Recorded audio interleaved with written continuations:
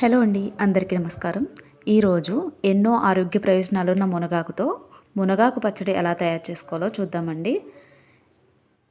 ఇది అన్నంలో కానీ, ఇడ్లీలో కానీ, అలాగే రొట్టెల్లో కానీ ఎలా తిన్నా కూడా చాలా బాగుంటుందండి.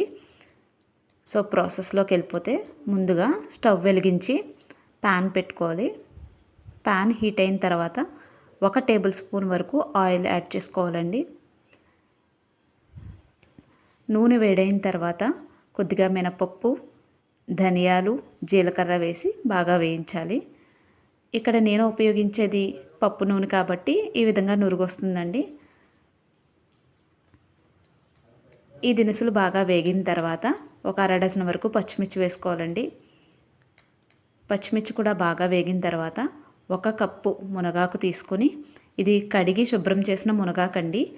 కడిగిన తర్వాత తడి లేకుండా, తేమ లేకుండా ఆరబెట్టినటువంటి మునగాకు అనమాట.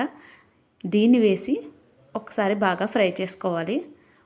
మునగాకు ఒకసారి ఫ్రై అయిన తర్వాత దీన్ని ఒక మిక్సీ జార్లోకి ట్రాన్స్ఫర్ చేసుకోవాలండి.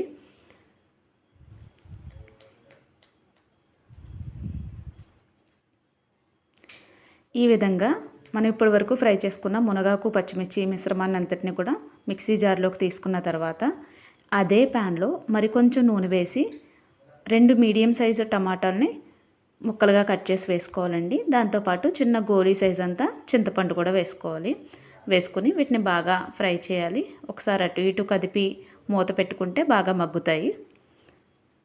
ఈలోపు మనం మిక్సీ జార్లోకి తీసుకున్న ఈ మునగాకు మిశ్రమంలో సరిపడినంత ఉప్పు, 4 వెల్లుల్లిపాయ రేకలు వేసి ఒకసారి కోర్స్గా మిక్సీ ఆడాలండి, బరకగా పట్టుకోవాలి.